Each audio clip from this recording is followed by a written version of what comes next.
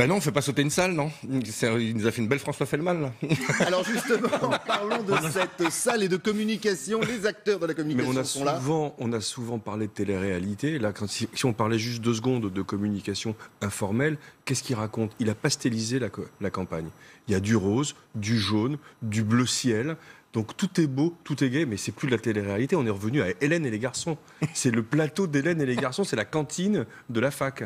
Lui, il est au milieu de tout ça comme un évangéliste, c'est ce qu'on disait tout à l'heure, en train de hurler comme un gourou, mais il est presque effrayant. Oui, parce que dans le montage, on avait le premier meeting emblématique d'Emmanuel Macron, et là, celui de Marseille, samedi, idem. Mais sur le plan de la communication, c'est presque effroyable parce que finalement, tous les atouts qu'il avait au début de la campagne, la jeunesse, l'empathie, le désir de changement, il les a cachés derrière cette gadgetisation de la campagne qui fait qu'aujourd'hui, franchement, moi j'ai regardé tout le meeting hier soir, je l'ai regardé sur YouTube pour être précis, mais je me suis endormi. Il n'a strictement rien annoncé d'intéressant. C'est terrible pour lui. Et en même temps, il y a une logique, parce qu'en fait, Emmanuel Macron a construit sa campagne sur de la pédagogie. Et en fait, la première chose que l'on regarde quand on conseille un dirigeant, c'est qu'on le laisse parler naturellement pour comprendre qui il est et faire une sorte de profil de sa personnalité, surtout de sa façon de communiquer. Dans les grandes lignes, il y a 3 profils. Vous avez les émotionnels, type Mélenchon, Le Pen, qui parlent avec leur cœur, qui parlent avec leurs émotions. Vous avez les factuels, comme Hamon, Fillon, qui sont des hommes très structurés, qui répondent par des faits. Et vous avez une 3e catégorie, qui sont des gens qui ont besoin de tout expliquer. On appelle ça plutôt les narrateurs. Et Emmanuel Macron est un narrateur. Et là, il est en train de jouer... avoir une prestance, je vous suis, et une voix pour narrer. Voilà. Et il est en train de jouer contre nature, parce qu'il ne faut pas oublier que c'est un homme très introverti. C'est pas un communicant naturel, Emmanuel Macron. C'est un Donc introverti. si je vous suis, c'est quelqu'un qu'on a fabriqué. Et là, aujourd'hui, il a surtout une gestuelle qui nous rappelle un autre Roquet. Il s'est mis en scène par l'apprentissage du théâtre depuis tout petit. Et petit à petit, c'est un homme qui travaille énormément, qui est très intelligent, qui apprend vite. Donc on l'a formaté pour des discours. Il est dans sa zone de confort. Il explique son programme qu'il connaît par cœur. Là, il change de ton parce que maintenant, on est à 3 semaines. Il est en tête, donc il a une très forte pression.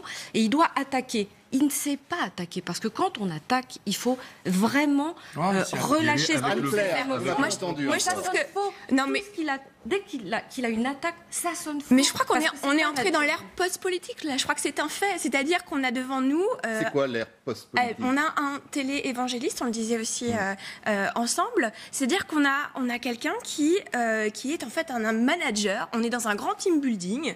Il y a des équipes rouges, vertes, bleues. Sortons les post-it. Allez, levez-vous tous ensemble. C'est le candidat. Et on s'applaudit. Et on s'applaudit. On n'a pas de slogan. On a Emmanuel Macron président. Point barre. Il n'y a pas le programme. Certes, il est développé, sauf que c'est un peu pour séduire un peu tout le monde. C'est-à-dire que c'est vraiment du marketing politique. Chacun va retrouver de très bas étage, pardon. De très bas étage. Chacun va y retrouver ce qui compte. Est-ce que vous pensez ça? Est-ce qu'on a atteint ce week-end les limites et du personnage et de la communication en politique? Moi, je pense, parce que quand on regarde sa gestuelle, uniquement, sans écouter, faites l'exercice, il imite Nicolas Sarkozy. Il bouge les épaules, il bouge la tête comme ça. Il a la gestuelle de Sarkozy.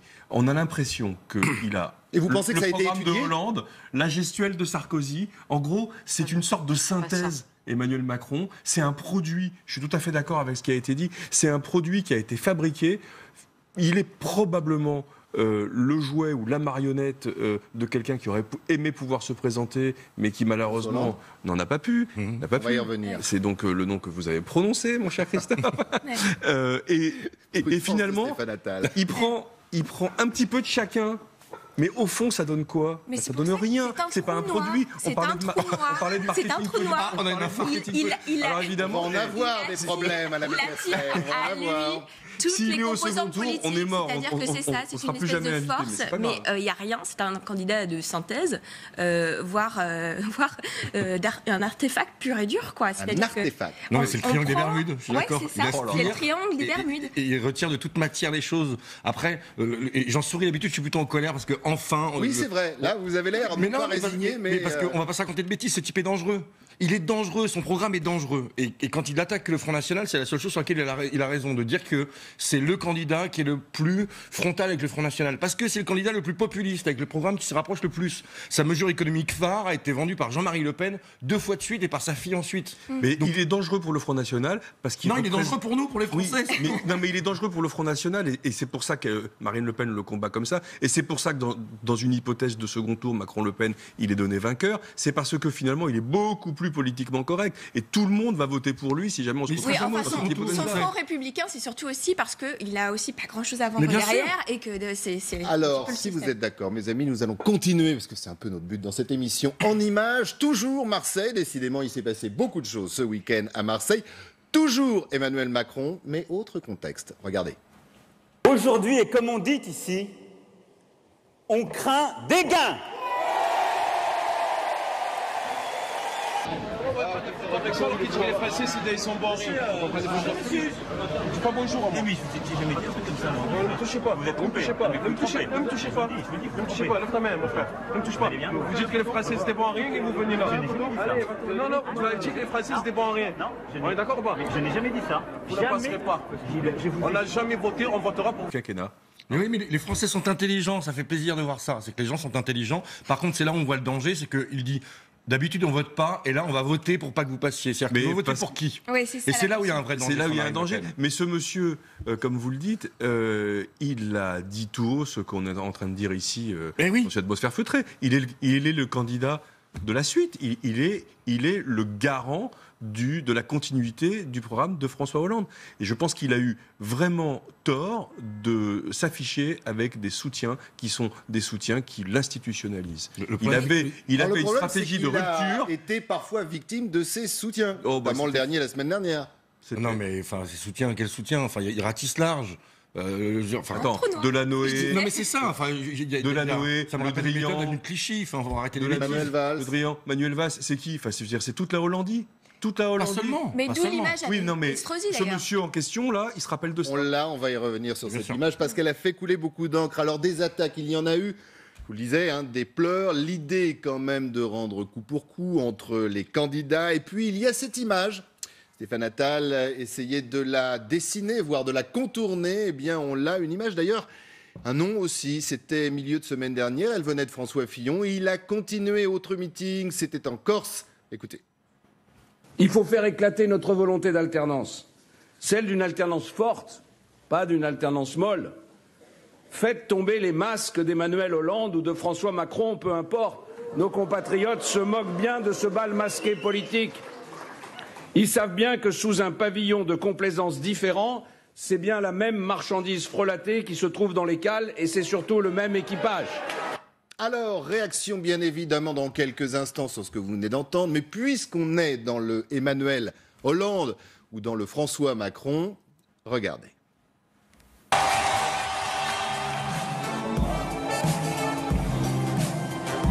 Bonjour à vous. Bonjour Marseille. Amis des Bouches-du-Rhône, amis de Marseille. Ville de mon cœur, je vois les Arméniens. Je pense aussi aux Italiens. Les Italiens. Aux Comoriens. Les Comoriens. Les Algériens. Algériens, Sénégalais. Je vois les Maliens. Les Sénégalais. Les Maghrébins refoutés dans les villages. Les Marocains. Les Tunisiens. Et je n'oublie pas tous les autres. J'en vois des tas d'autres que je n'ai pas cités. Mais je vois quoi? Voilà Marseille. Je vois quoi? Je vois des Français. J'aime Marseille parce que j'aime la France. Voilà, une séquence réalisée sans trucage. Il ne s'agit simplement que de montage. Commentaire pendant justement, autant tout vous dire, c'est la franchise dans la médiasphère de Ludovic Delerche. Il ne voit quoi? Il ne voit plus rien. Voilà. Non, mais sur la réaction des comédiens. Mais sur la réaction de Fillon, Non, mais c'est quand comme quoi même... une stratégie de communication assez limite. Elle a ses limites, stratégie de communication, et tout commence à s'effriter. Moi, j'ai lu quelque chose qui m'a interpellée ce week-end, c'est qu'il paraît qu'il est coaché par Mimi Marchand. Je ne sais pas qui était Mimi Marchand. C'est quand même une femme Expliquez aux téléspectateurs qui est Mimi Alors, Marchand. Mimi Marchand, c'est une femme qui quand même donne toutes les images pour les paparazzi, de paparazzi dans la presse People. Et il semblerait, ça a été relaté par Vanity Fair, que Brigitte Macron était à un dîner avec Xavier Niel. Elle s'inquiète sur l'affaire de l'homosexualité de son mari. Xavier Niel lui dit, mais il faut absolument que tu sois coaché par cette femme. L'équipe de Macron tremble. Et en fait, c'est une femme qui a conseillé à Brigitte Macron de poster, de faire la couve de Paris Match en maillot de bain. C'est aussi elle qui a conseillé à Macron de mettre des banderoles, des couleurs un petit peu sur scène. Elle lui a dit quitte ton pupitre, il l'a pas fait. Elle est au premier rang de tous ses meetings. Mais Et elle danse, comme on l'a vu à Marseille. Et elle danse. Ça veut dire qu'Emmanuel Macron est coaché quand même par quelqu'un une folle et quelqu'un qui lui fait travailler sa voix. C'est quelqu'un, on lui a appris à parler marseillais en 48 heures et on voit bien les limites de sa communication. Oui. C'est mal passé. Il a très mal dit, hein, c'est franchement. ça, C'est ce qu'on Exactement appelle ça. un flop, mais quelle erreur de com. C'est du basique, quoi. On ne peut pas employer l'expression d'une région dans laquelle on va si on est décalé par rapport à cette expression. J'ai même Marseille. Il Mais est en décalage, il est en on comprend ce que l'on dit décalage quand il complet. parle Il sait même pas ce d'Ayam, la qu'il dit. référence à Ayam, C'est même il pas ne ce qu'il comprend dit. pas ce qu'il dit. Mais c'est Il ne terrible. comprend pas. Oui, alors il y a cette référence message qu'il effectivement veut à Ayam. passer. Complètement raté cette référence à Ayam, donc c'est vrai que moi je vous rejoins totalement. On a l'impression que la prochaine fois s'il va à Reims il va faire de l'électro, s'il va à Toulouse il va faire du ska, enfin on se demande un peu ce qui Il va parler se champagne à passe, quoi. Reims. Il va pas, ouais c'est exactement. Voilà. Et il n'a pas parlé football, par contre, il a eu tort. Oui. Non, mais il y a l'histoire de Sur Ayam, l'écharpe c'est plus quand grave. même du PSG, jetée à la foule en disant il l'avait déjà fait. D'ailleurs, Emmanuel Non, mais Macron, c'est que son n'importe- équipe ça, de c'est cœur était nul. l'OM. Mais ça, c'est nul. Il aurait pu parler football bien autrement. Je veux dire, Non, mais il est obligé la de faire ça. religion marseillaise, c'est le football. S'il avait voulu créer de l'empathie, il aurait dû faire autre chose sur le football. C'est là où moi, je veux dire, on parle politique, mais on parle communication ici. Oui. Et donc, il faut raisonner uniquement en termes de communication. Quand on attrape les codes. Mais est-ce que d'une justement, alors je vous cible, laisse finir, quand pardon, on excusez-moi, mais attrape par les rapport à codes ce que disait d'une cible- Caroline, Une cible, il faut la travailler. Vous avez Elle attesté- travaille pas. Enfin, c'est terrible, quoi. Non, mais Il le joue coup de contre l'écharpe, c'est nature. évident. Il joue C'est que vous êtes dans contre une nature. salle. Et Oui, les mais artifices encore une fois, est-ce que le c'est lui justement, permettent vous êtes d'avoir des une- spécialistes de la communication, est-ce que on n'a pas atteint les limites de cette Non, mais en fait, communication le coup de l'écharpe, c'est très significatif et c'est très représentatif. C'est que on est dans une salle où les gens dorment. Moi, j'ai fait des meetings de Macron, on se fait chier. Il y a aucune conviction, il y a rien qui porte. Oui. Et donc, quand on arrive à Marseille, quand on balance une écharpe du PSG, c'est censé électrifier tout. Vous réveillez. Ouais. Exactement, les gens Le sont jeu. censés hurler, etc. Parce que pour réveiller une salle qui en fait s'endort. Parce que vous les réveillez avec quoi? Avec la taxe sur les prestations sociales? Mais non. Donc, Alors en parlant de salle, autant tout vous dire, on va essayer de voir si pendant l'émission on retrouve ces images. On en a trouvé, hein, bien évidemment, mais elles sont difficilement diffusables en termes de qualité, pour tout savoir, sur cette fameuse salle. Beaucoup dans les médias ont dit, je vous disais en ouverture de l'émission, 6000 personnes à Marseille. En fin de compte, la salle pourrait contenir que 3000 personnes. Et dans certaines images, on voit que cette salle était à moitié pleine, ou au quart vide. En tout cas, voilà. Regardez justement l'image, vous voyez. mais après, Ça, c'en est pour une. revenir- Il y en a d'autres, bien évidemment. On essaiera de vous montrer ça. Rapidement, Il y a sur le les propos, premier front, Christophe. et puis derrière, il y a personne. Rapidement sur les propos par rapport à Ayam. Là, par contre, c'est grave. On peut sourire, rire parce qu'il sera pas au second tour. Maintenant, on le sait, on est tous ravis. Mais par contre, sur Ayam, c'est grave parce qu'on prend un morceau emblématique d'un groupe marseillais, mais qui en fait parle pas que de Marseille. Il parle du déterminisme social, qui fait que quand on est un enfant et qu'on est dans une famille pauvre, c'est beaucoup plus compliqué que quand on est dans une famille riche. Et ce texte est splendide. Il est beau entre cage dorée, cage d'acier, etc. C'est ciselé, c'est du Ayam. Et alors, soit c'est un neuneu qui a juste repris le texte et qui a pas été foutu d'écouter le titre, mais c'est vraiment de l'incompétence. Et qui à n'a pas compliqué. compris le sens. Soit c'est du cynisme, parce qu'il commence sa phrase par non, nous sommes bien tous nés sur la même étoile. Donc l'air de dire Ayam, vous avez tort. Et là, C'est une grosse erreur.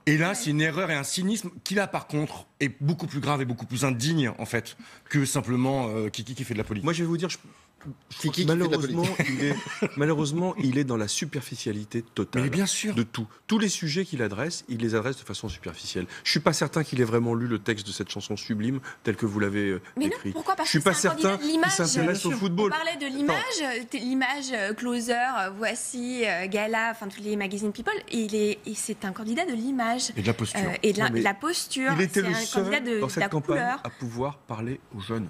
Il a 39 ans. Je veux dire, il est quand même beaucoup plus proche de quelqu'un qui a 25 ans qui va voter pour la première Non. ou la deuxième fois Alors justement, que moi, les il y a autres. quand même quelque chose Et qui il me n'y a que trouble. Mélenchon qui fait ça. Moi, il y a quelque chose qui me trouble C'est sur terrible. sa communication orale. Je regardais C'est à vous, et en fait, la journaliste l'attaque sur le fait qu'il ait accepté de montrer son couple dans les médias. Et il s'énerve, il dit, mais bon sang de bonsoir.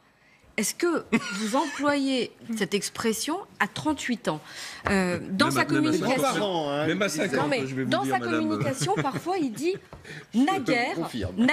Voilà, et je trouve qu'il y a un décalage entre sa femme, qui, vous le disiez tout à pardonnez-moi, l'heure, que je Caroline. trouve très belle, Vous disiez- c'est une femme qui est très intéressante, qui ne fait pas son âge, et un homme de 39 ans qui se dit être révolutionnaire, qui veut amener... Mais vous l'avez dit tout à l'heure, etc., Caroline, et qui c'est la emploie différence un entre vocabulaire ce très qu'il est étonnant. certainement et peut-être d'ailleurs et l'image qu'on veut bien lui Et donner. c'est le packaging, on en revient au candidat marketé. C'est on dirait un étudiant en commerce. Je vais dire, mais bon sang de bonsoir. Mais ça pristille. Alors, allez-y. Ça pristille. Oui, maintenant on va parler comme ça chez vous, Christophe. Bon, il y a de l'image, il y a aussi de la politique, bien évidemment. Toujours Emmanuel Macron, son ennemi François Fillon, règlement de compte entre les deux hommes. On va commencer, bien évidemment, par Emmanuel Macron. C'est devenu un clan qui joue sur la revanche, qui ne promet que cela. Il va venger. C'est un clan aux pratiques inacceptables, qui ne propose plus rien, qui hier encore a fait siffler un représentant de la famille gaulliste. Alors, il joue. Il n'est pas habité. Il n'est pas habité. C'est-à-dire qu'on sent que ce sont des phrases préparées et qu'il ne se les est pas appropriées. Et c'est ça qui dérange, je trouve, à l'image. Il interprète un rôle qui lui a probablement été écrit par d'autres, dont on peut supposer qu'ils sont François Hollande, son épouse et je ne sais qui encore. Mais il interprète un rôle. N'oublions pas qu'il a connu sa femme dans un cours de théâtre il y a déjà 20 ans, 25 ans, et finalement, il n'est peut-être pas autre chose qu'un comédien de planche qui interprète un rôle que d'autres veulent écrire pour lui. Alors, autre sonore à analyser, c'est tout de suite, c'est parti. Je veux que nous soyons le vote du cœur, le vote de l'enthousiasme, le vote de l'espérance, et que nous chassions loin de cette campagne, loin du pays, le parti de la haine, celui du mépris, celui du repli, et toutes celles et ceux qui nous font tellement honte. Aujourd'hui, et comme on dit ici, on craint des gains. Voilà, on craint des gains, séquence 2. Et commentaire de Caroline Chevalon sur ce que vous venez de voir. On est au théâtre, on regarde une tragédie qui se dessine avec un homme qui a appris à se mettre en scène. Il a appris, pour moi, je signe, je confirme que pour moi c'est un introverti. Et vous pensez que ça se brillant. fracture, pas dans les médias, parce qu'on est là pour en parler bien évidemment, on parlera d'ailleurs des médias dans quelques instants, mais dans l'électorat? Ça se voit pas dans les sondages encore. Mais on parle de sondages. Les sondages ne représentent que les gens qui répondent au téléphone sur les enquêtes d'opinion. Donc ça ne représente pas les Français. Ça représente les gens qui acceptent de prendre leur téléphone après un débat pour répondre à une enquête d'opinion par téléphone. C'est censé représenter les Français. Parce que ça ne représente personne. Moi, je les ai vécus dans la pub pendant 15 ans. C'est une arnaque, les sondages. C'est une arnaque. Ça ne représente personne. Ils se plantent systématiquement depuis 10 ans. Et on continue. Par contre, sur la tendance, ils perdent des points. Tout le monde perd des points. Et après, ça commence à se fracturer. Mais quand on voit Fillon qui l'attaque, bon, c'est quand même le camembert qui dit Reblochon tu pues, parce que le type se gaffe d'argent public depuis des années, nourrit sa famille, sa femme, ses enfants, tape dans la caisse. Oui. Mais il tape sur Macron en disant on va faire tomber les masques et c'est la continuité. Mais alors, bon, lui qu'il le fasse tomber aussi le masque. Mais après, c'est choquant en fait. C'est choquant et toute la clé, c'est l'abstention. Et on continue à nourrir l'abstention si on ne parle pas de conviction. Et donc Macron nourrit l'abstention, Fillon nourrit l'abstention parce que c'est du foutage de gueule. Alors, les sondages ne sont peut-être pas des horoscopes, comme peut le dire Mélenchon, mais en tout cas, ils donnent des dynamiques. C'est le seul truc intéressant. C'est des tendances. C'est voir si on gagne plus 3 points, moins 3 points, etc. Donc là, on voit, il est en train de descendre gentiment. Je pense que la cristallisation ne s'est pas faite encore. On est tous en train de débattre sur quand est-ce qu'a lieu la cristallisation. C'est un peu la galère de Troie aura-t-elle lieu. Mais en fait, je pense qu'elle n'a pas eu lieu. Je pense ce que vous appelez, pour expliquer à ceux qui nous regardent, la cristallisation, c'est le moment où on se décide vraiment pour un candidat et on est décidé fermement sur un choix de vote. Il s'est trompé. C'est ce qui fait le socle d'ailleurs du Front National. Exactement. C'est alors que la cristallisation. Exactement, parce que le Front National, les électeurs sont très décidés. Et c'est vraiment toute la différence. Je pense qu'il s'est trompé de cible marketing. Il a fait une campagne depuis le début pour les journalistes, pour les médias. C'est le seul à pas agresser les journalistes. C'est le seul à à sourire, à être totalement empathique avec les médias. Il a fait une campagne pour les leaders d'opinion, jusqu'à en oublier que c'est pas les journalistes qui votent à un moment donné. Et c'est toute la limite de l'exercice. Et que les journalistes, au vu de l'ambiance, ne font plus vraiment les candidats aussi. On est d'accord. Et on communique sur 3 registres qui sont assez connus. C'est l'éthos, c'est qui je suis. Donc là, on voit ça s'effrite parce qu'il y a une différence entre un langage justement un petit peu de personnes plus âgées et puis qui il est vraiment. Sur le logos, donc le fond, la raison, donc quel programme on propose. Là aussi, on voit que ça s'effrite parce que finalement, le marketing politique, il est ce qu'il est. On répond aux besoins de tout le monde et c'est du micro-ciblage mais hyper large. Et puis, enfin, sur le pathos, il a fait tout sur le pathos. C'est tout sur l'empathie, tout sur l'image. Et c'est ça qui... Alors, en parlant d'image... Je ne suis pas sûre que ça va s'effriter. Il faut voir dans le temps parce qu'il a quand même une grande capacité de réactivité. Dès qu'il sent qu'un danger arrive, il réagit extrêmement vite et il désamorce régulièrement. Alors, on verra effectivement demain pour ce débat. On en parlera bien évidemment dans la médiasphère en termes d'image et peut-être justement dans cette expression de savoir s'adapter, voire de semer la zizanie. Il y a une autre séquence. Là aussi, c'était ce week-end. Regardez, rencontre entre Emmanuel Macron et Christian Estrosi. Les vrais ennemis. Avec le pot de dragibus juste devant. C'est de l'incompétence, parce que n'importe quel homme politique aurait refusé ça. D'avoir Kiki avec sa petite bonbonne de dragibus face à lui, en train de parler avec Estrosi, en termes d'image, sachant ce qu'il incarne et sa jeunesse, qui est souvent taclée par les autres, normalement n'importe quel... S'il avait une équipe de com un peu compétente autour de lui, ils auraient dû refuser ce pot à bonbons face à lui. Enfin, c'est Brigitte qui lui a amené son goûter, parce que Kiki va parler pendant 1 heure avec Estrosi.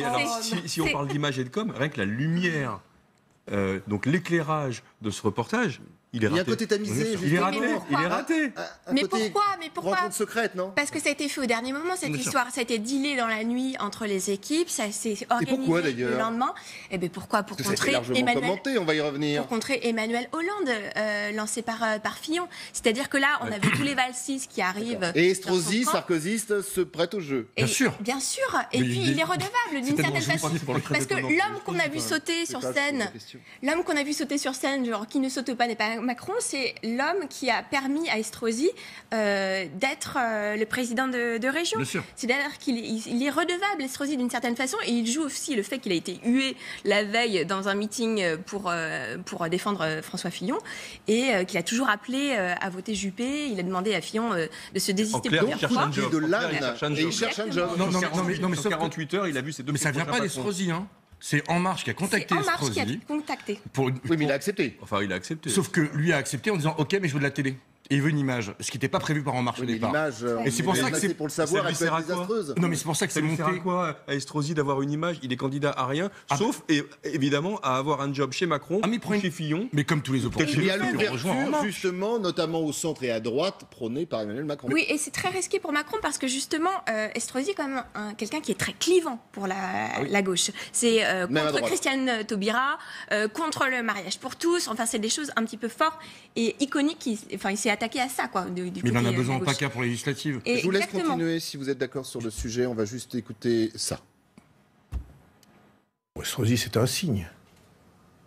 C'est-à-dire que vous voyez bien qu'il y a des responsables politiques nombreux qui regardent l'avenir en pensant qu'on va devoir travailler ensemble. On partage l'essentiel, Estrosi-Macron. Ça, c'est génial. On a fait du chemin. C'est aussi le mot ralliement qui est utilisé dans cette campagne à tout va. Alors, ralliement, là, ils ont inventé un nouveau jeu, c'est-à-dire qu'on avait le ni oui ni non, c'est le ni ralliement ni soutien. Donc, on a une visite républicaine qui veut bien dire ce qu'elle veut dire d'une certaine façon. On est quand même très très loin des belles campagnes politiques. Je veux dire, est-ce qu'on n'est pas aussi très loin des préoccupations des Français? Parce que les belles campagnes politiques répondent à des attentes du peuple.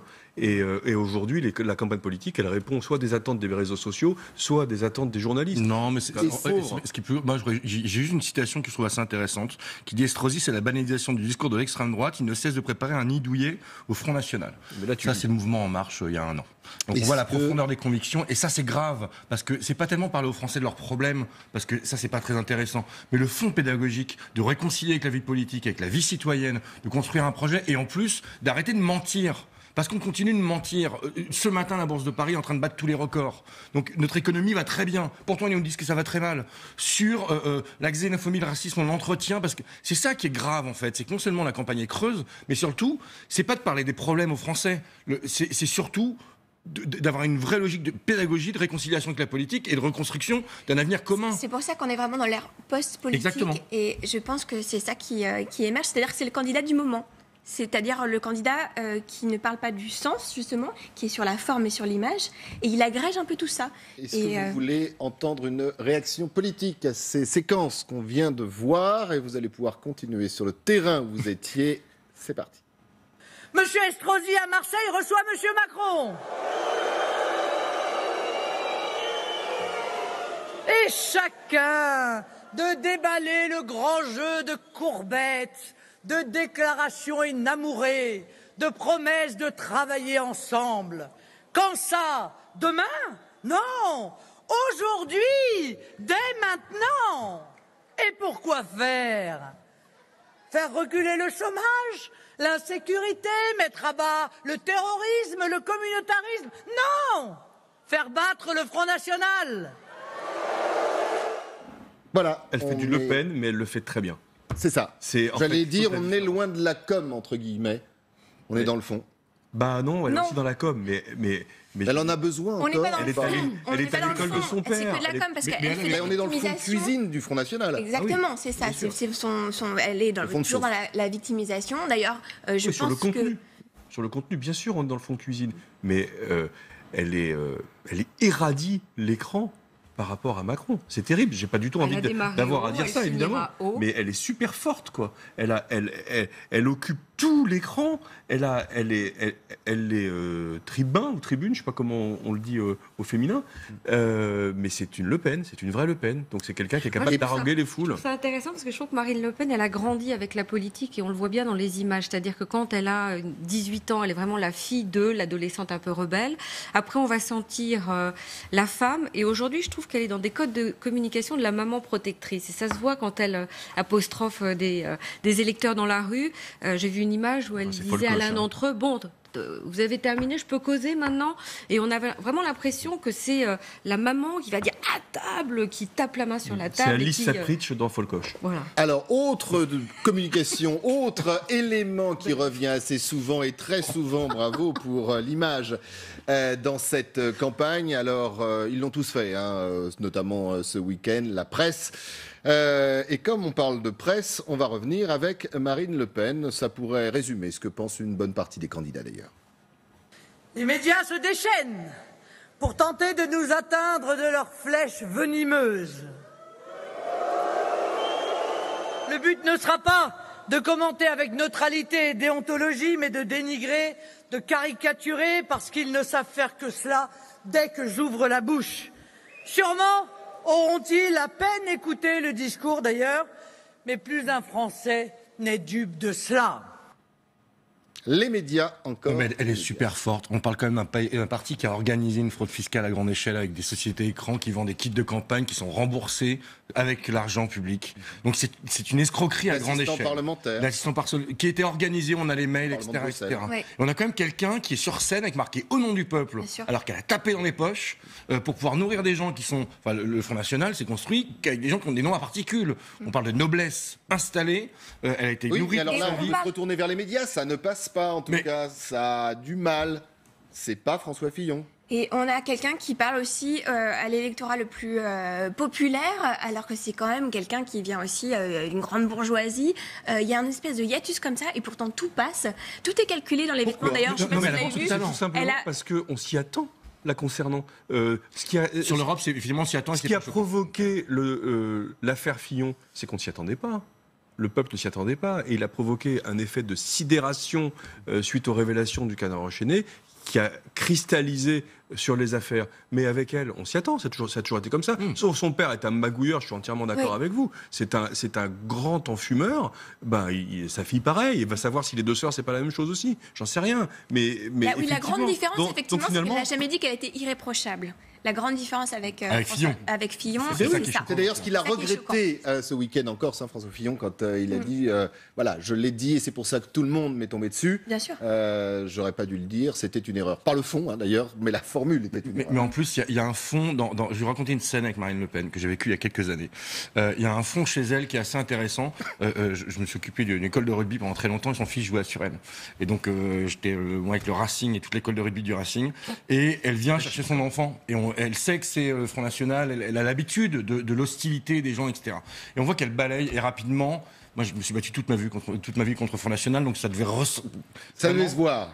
La seule personne qu'elle a targetée, c'est moi, et pendant 2 heures, elle m'a pas lâché.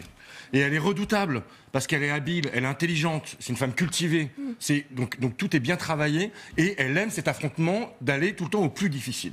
C'est la grande différence qu'il y a 2 grands populistes aujourd'hui, qui sont elle et donc Macron. La grande différence, J'allais vous poser la question, vous voyez. Mélenchon un petit peu quand même. Parlons pas de Mélenchon il y a 5 ans. On va en parler pourtant dans 2 minutes. Mélenchon, aujourd'hui, c'est très différent, en fait. Et sur le fond de son programme, il a un fond populiste depuis très longtemps. Si on regarde son programme-là, il n'y a rien de populiste dans son programme, en réalité. Vous parlez de Mélenchon. Et vous savez quoi ? On va en parler tout de suite. Quelle Mélenchon. transition! Ah, c'est bien, c'est préparé. Oh là là là là là là là. Mélenchon, on l'a titré comme le 3e homme. Lui pense peut-être le 2e, et certains, pourquoi pas, sur ce plateau, pensent même premier homme. En tout cas, on l'écoute parce que Mélenchon a un poids, Mélenchon a un appui, les astres. Il est vrai que depuis plusieurs jours, les horoscopes nous sont favorables. Eh bien, si ça sert à donner du cœur à l'ouvrage, tant mieux. Et il ne faut pas renoncer à l'enthousiasme qui nous saisit, à l'idée d'une victoire qui hier semblait impossible et aujourd'hui semble se rapprocher de nous. Alors on va parler fond, on va parler forme, et Stéphane Attal en parlait en regardant les images, en disant les images, le public, les jeunes. Les jeunes, la densité, la compacité de la foule, ils parlent à des fans. Le dernier qui a été élu par des fans, il s'appelle Trump. Hein. Ouais, mais ça n'a rien à voir. Ça n'a rien à voir quand même. Ça n'a rien à voir quand même. Là, ce qui est intéressant dans la scénographie, c'est que c'est vraiment du stand-up, quoi. C'est-à-dire Je qu'il vois fait quand un même show. ce que veut dire Stéphane Attal, c'est-à-dire que Merci, Christophe. ne fait pas un parallèle entre Non, il y a Trump et une Mélenchon, mais forme qui n'est pas déclenchée sur pour les mêmes ce raisons. mouvement de fond. Oui, mais Et autant tout dire à celles et ceux qui nous regardent, même dans les médias. Mais bien sûr. Mélenchon est en train de séduire. Mais bien sûr. Mélenchon est en train d'avoir un traitement particulier, des Mais- commentaires Il fait particuliers. 3 pages dans le Mélenchon travaille JDD ça ce dimanche. depuis des années. Mélenchon a commencé à aussi pacifier un peu sa communication. Il utilise la communication non violente, donc il Est-ce qu'il fait se fait d'ailleurs, plus c'est une rond. bonne question, je vous pose la question. Il se fait plus rond là dans Voilà. les médias. Est-ce qu'il a une communication, Mais bien vous sûr. dites qu'elle a changé, de gagnant En fait, ou d'homme du deuxième Non, tour? en fait, je pense que c'est pas qu'il a une. Enfin, il sera au second tour. Vous avez des sondages qui sont faits en face à face, qu'il annonce comme pour les Français, c'est la personnalité. Je le la plus à note. même. Et on a- Allez. on a Il même- sera au il est deuxième 10 heures tour. moins, Combien on a de mis des bien montants. sur Mélenchon? 9h44. En fait, la grande différence dans la communication, c'est que Mélenchon s'est aperçu que son personnage nuisait à son propos. Oui. C'est-à-dire que l'homme énervé, grognon, etc., nuisait au fond, parce qu'en fait, le fond de son programme n'a pas changé. Quand on regarde et qu'on remonte en arrière, Il maltraite les dit médias. la même chose. Il maltraite les médias, et donc il a accepté, lui, de se mettre en Et retrait. ça peut faire plaisir à son électorat. Et du coup, il rentre dans une posture d'homme d'État. Parce que quand il gomme l'individu pour dire mon projet est plus important que moi, donc vaut mieux que je la ramène un peu moins, même si par moment ça ressort, mais il fait un travail sur lui. Et là, il rentre dans une stature d'homme d'État. Et sans compter le second Mécaniquement. degré. Le second Lui degré, travaille voilà, pour beaucoup plus comme ça. intérioriser, alors qu'Emmanuel Exactement. Macron, vous nous l'avez expliqué tout à l'heure, lui travaille pour Extériorise le vide. Donc du coup, Hier, il a eu une C'est- en séquence termes sur de la santé communication, publique. en termes de communication, ils sont totalement opposés. Mais il y a une chose chez Jean-Luc Mélenchon qui est incroyable, c'est que je pense que c'est le seul à vraiment prendre du plaisir. On sent qu'en meeting, il prend du plaisir. Il est en communion avec son public. Parce que c'est pas évident hein, d'un seul coup. Mais contrairement aux autres, il fait une campagne tranquille. Mais complètement. depuis un an, Et il Parce a qu'il pas est égal à changé. lui-même. Il n'y a pas d'affaire, il n'y a pas d'ennemi, personne ne le trahit. On va Mais parler de pourquoi trahison dans quelques Pourquoi instants. Parce qu'il a un Mais sur socle son de conviction qui est très ferme, c'est-à-dire qu'il est vraiment très solide sur ça. Il a juste eu l'image à travailler au fur et à mesure, et ça fait même plus d'un Il n'y a an pas d'affaire. qu'il fait ça, il n'y a pas d'affaire, donc lui, il Et ça continue joue son petit beaucoup dans cette campagne bonhomme de Pas chemin. encore. Et il n'a pas peur des gens. Oh. Elle serait déjà sortie à Ouais, 20 c'est ça. jours quand Je pense même. que Non, là- non, Premier surtout, tour. surtout, il a une vision, une conviction et un projet à défendre. Donc ça change tout. Ça change tout, notamment dans les meetings. Mais sur l'ensemble de ses apparitions, il a un socle et quelque Il a chose à même un défendre. look. Regardez la photo. Il a même un look. J'imagine que s'il était au second tour ou s'il est élu président, il va y avoir une mode Mélenchon. Il est pas habillé comme les autres. Il a pris des habits de vieux trotskistes. Faut dire ce qu'il est. François Fillon fut un temps avait essayé cette petite veste. Ouais. C'est pas le même prix, mais il a essayé. Elle n'est pas le même prix, ouais, en effet. D'ailleurs, il l'a Désolé. rendu.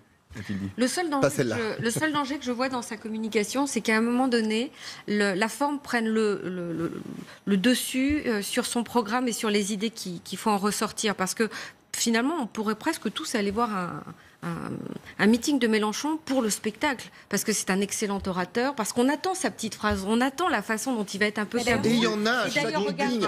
Et regardez, aujourd'hui, on parle plus de l'horoscope que de ses idées. Ce dont parlait Stéphane Attal tout à l'heure, et cette image avec Trump, il y a toujours la bonne phrase, on attaque toujours les médias, il y a toujours quand même, quelque part dans ces messages, des codes qui sont respectés, et ça fonctionne. Ça semble le Washington Post, la veille de l'élection américaine, donnait Clinton élu à 80%. Mais bien sûr. La veille. Donc c'est quand même terrible. J'en parlais avec un camarade hier à dîner qui était aux États-Unis à ce moment-là, qui me disait, notamment sur la Floride, mais c'est juste incroyable que les médias comme le Washington Post ou d'autres annonçaient Trump gagnant et notamment en Floride, Clinton pardon, et notamment en Floride. On disait quand on prenait la route, les Américains ils l'affichent sur leur maison pour qu'ils vont voter et sur leur pare-choc.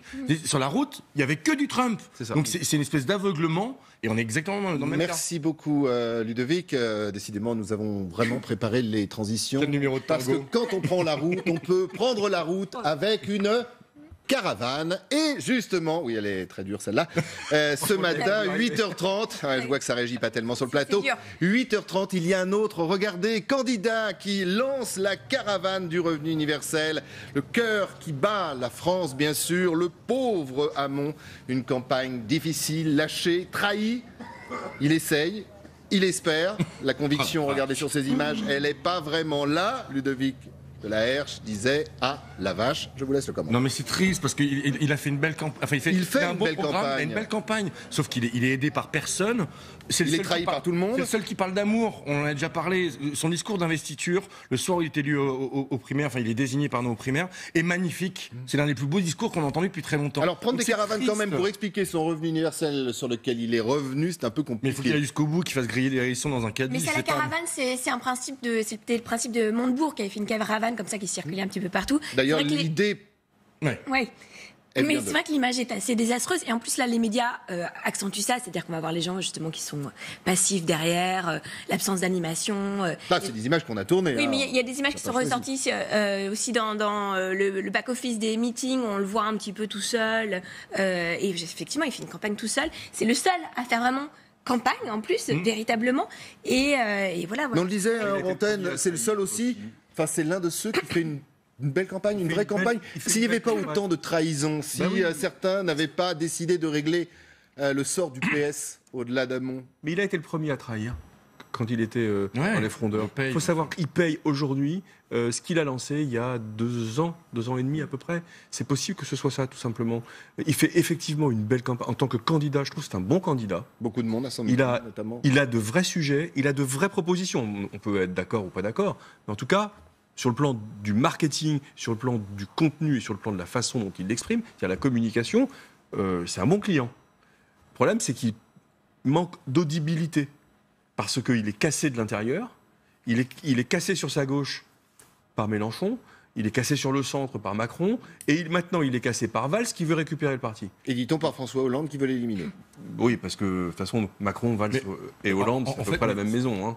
Et on l'a déjà dit ici, on en a déjà parlé ici, mais ce qui est choquant, c'est que ça reste encore une fois un non-respect démocratique. C'est-à-dire qu'il y a eu des primaires, des gens ont voté, et d'ailleurs il y a un mouvement qui s'est lancé qui est très intéressant, et je l'ai fait, pour aller porter plainte au commissariat pour abus de confiance pour les gens qui ont voté à la primaire socialiste. Ça commence quand Mais ça y est, lancé. il y a plus d'une centaine de plaintes déjà qui ont déjà été déposées, on les regroupe, etc. Parce que le Parti socialiste est censé exclure Valls, qui s'est engagé sur l'honneur à suivre le candidat de la primaire. Les gens ont payé pour. Donc si vous avez payé 2 €, je vous invite à aller porter plainte au commissariat de police. C'est Judas. Pour abus de confiance. Exact. Et la plainte est recevable pour qu'on récupère au moins nos 2 €. Et quand derrière, on connaît tous. On va suivre d'ailleurs cette plainte. Pour l'instant, vous dites combien 100 personnes. Il y a un peu plus de 200 personnes. C'est qui ont déposé plainte. Et il y a une pétition qui circule. Et il y a aussi une pétition. Quand vous reviendrez la semaine prochaine. On fera le point. prendra les chiffres. Bien évidemment. On connaît tous le spin doctor derrière tout ça. Il a vieilli. Il a vieilli. Moi, je dirais qu'il a toujours eu un problème d'image et qu'il n'a pas un mental de leader et on ne le voit pas descendre les Champs-Élysées et lui-même n'y croit pas. Oui, mais en attendant, il fait le job sur un terrain qui est intéressant, c'est qu'il fait un job de démocratie, de pédagogie, pardon. Ça suffit pas. Oui, mais c'est nécessaire. Et aujourd'hui, on en a besoin. Mais on est peut-être justement sur le parallèle dont on parle dans cette émission depuis le début de cette campagne entre le décorum, l'image, le spectacle et la réalité. Et ceux qui sont là depuis et le longtemps. terrain. Le Pen est là depuis très longtemps. Mélenchon, c'est quelqu'un qu'on connaît. Ce sont des personnages qu'on suit au fur et à mesure, un peu comme des saisons finalement d'un feuilleton. Et là, ils arrivent, ils ont peu de temps pour. Macron aurait comme dû si Hamon, c'était pas son heure. exploser la campagne. Il y avait vraiment de quoi faire pour lui. Ouais, pour lui. C'est dommage. Eh bien, nous allons nous quitter sur ces paroles. C'est dommage. Ce qui n'est pas dommage, c'est qu'on se retrouve demain, même heure, même endroit. Ce n'est pas dommage, c'est merci à vous de nous suivre. Merci à vous d'être sur ce plateau. Allez, petit coup de pouce à la campagne de Benoît Hamon. On se quitte sur ces images et en chanson.